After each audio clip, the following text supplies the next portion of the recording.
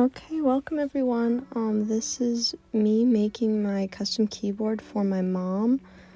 So it was basically a GK61 build, like a budget board that I made for my mom. And yeah, it's my first custom build, so I'm really excited. Let's get into it.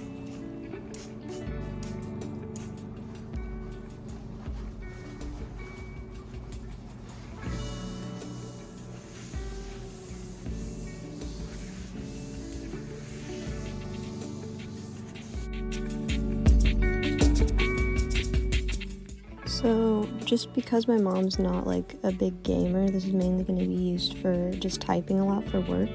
I wanted to get her some really nice keycaps because I feel like for my mom at least, that's probably one of the coolest things about getting a custom board, and I think the keycaps are probably one of the coolest parts about making a custom keyboard. So I got her Sakura keycaps that I think she's gonna love. And then for the switches, I had her watch a few videos and she really liked the Cherry MX Browns. She specifically said she liked the sound of the bump. So I don't know if she necessarily will like how it feels in comparison to the membrane keyboard she's been using, but I thought it would be a good start for her at least. They're not loud.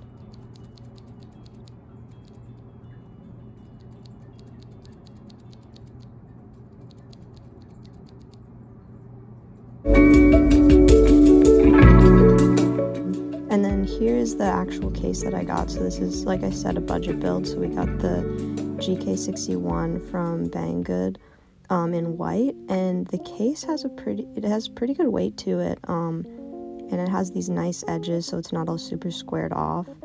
And it comes with the stock stabilizers, which I definitely planned on lubing and switching out for Durox. But looking at the stock stabilizers it came with, I feel like they were good enough where it probably wouldn't make that big of a difference to the typing my mom was doing. So I got this kit that came with a really good amount of stuff for a lubing station. It has this little holder that's like acrylic and holds all the switches and stems and everything, so that's super useful. It came with a little switch opener, a little magnetic switch opener that was super necessary for making my first custom. We got the paintbrushes for the lube. We have the little stem grabber tool, very helpful. And then it came with a keycap puller, but I have like 3 keycap pullers, a switch puller, and then it came with some little tweezers, getting out the stabilizers and everything. And then it also came with some 205G0, so it's not name brand lube, and I'm planning on getting that soon. It's just what this kit came with, but it's still 205G0, so this is what I used for this build. And then I ordered some dielectric grease again for the stabilizers. I was planning on using these Durox stabilizers, the piano design, and then lube them and put them in the build, but the stock stabilizers ended up being okay enough that I thought I could use the Durox for a different build. So this is me struggling opening the switch for the first time, get it figured out. There we go. So got the switch open, got all the parts ready to go, and then I'll just sort them out into this really helpful little case. And I know it's kind of extra to get one of these, like especially for your first build, because like you definitely don't need this. You can just use a bowl or something to separate your parts, but it was like I found it pretty cheap on Amazon, and it came with all the tools I needed. So I mainly got the kit for all the tools that it came with and the lube it came with, but it was just convenient to have the little case as well to hold everything. So here are, I think this is like 22 switches all pulled apart.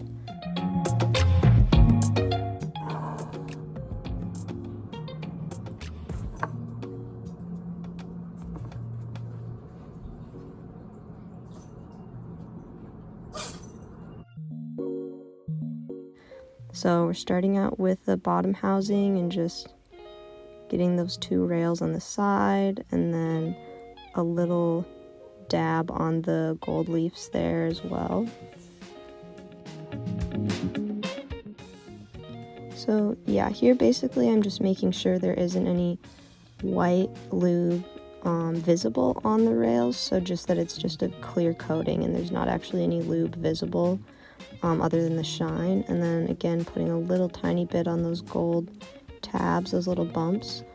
And then I'm not bag lubing because I don't have that super oil, or I don't have the thinner lube, so I decided to just go the Taya Types method and just actually go one by one and put a ton of lube on each side of the spring. So we got the spring done, and now I get the little grabber, and you just grab onto the little stem there, the little cross end, and then I put an even coating on both of the sides there, and then kind of a thinner coating on the back side, and then the front with the legs.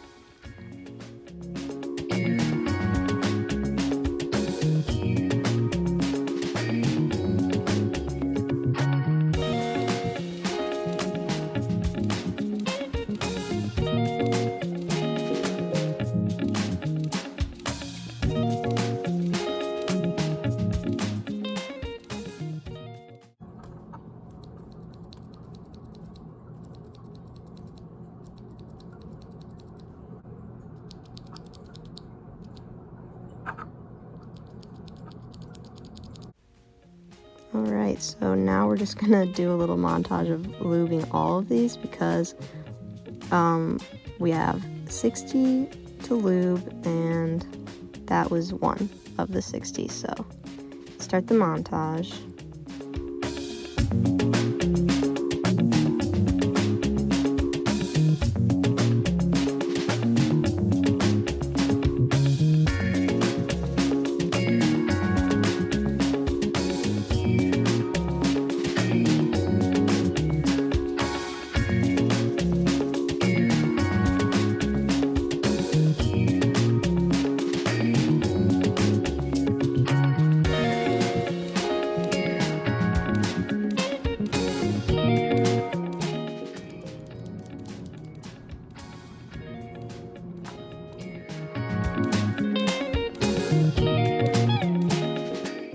Alright, so very quickly during this build I realized that actually videotaping with a good tripod and light were probably important, so we have switched setups. This is after getting a little ring light and a tripod, so we can actually have some better angles here. But we got all of the lubed switches in that little cat cup, and now we're just kind of taking apart the other 40 switches. So we have 20 down, 40 to go. My cat was very interested in this process. His name is Bach. He's really cute, but he's kind of getting into some trouble and messing with the lube, so I had to take him and put him off the table. But yeah, so we're just basically continuing what we were doing before with a better camera angle, and this process definitely speeds up after you do it a few times. I think the first 20, like, they all sound different, and you kind of really start figuring out what too much lube sounds like and what not enough lube sounds like.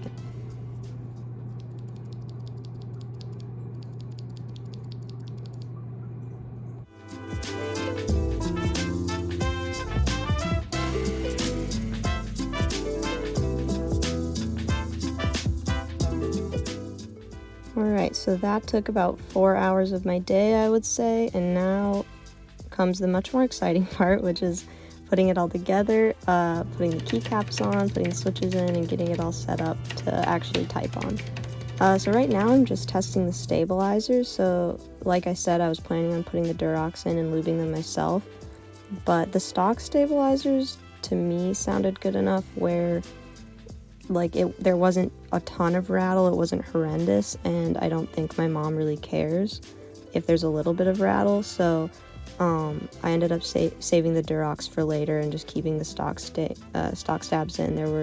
There was a lot of lube on them already, so.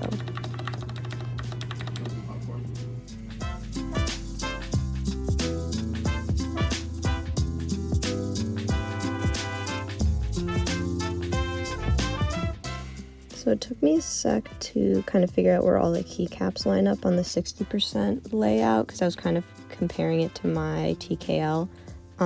So I messed up the numbers a little bit, but everything got figured out, and then I did a few testers. So here it is, the finished product. I got her the Bluetooth PCB because she is kind of just working all over the place. She works from home or like goes to coffee shops and stuff, so I wanted to pay a little extra and get her the Bluetooth version. But it has the USB-C port there as well. I'm really happy with this build, especially it being my first build. I think I'm definitely like still in the learning process of making sure every key sounds the same and no switches like over-lubed or under-lubed.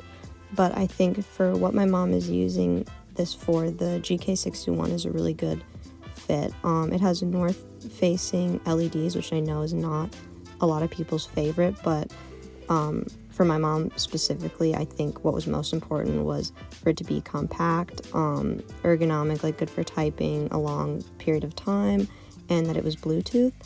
I don't think the RGB lights were super important to her, which is why I didn't get RGB brown switches. I just got the black switches that are opaque.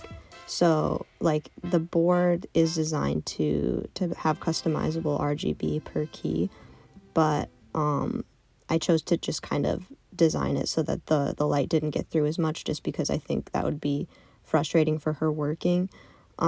So that is a possibility, but they are north facing, so there is some interference there. But otherwise, I'm super happy. I really hope my mom likes it. And then now let's get into the sound test.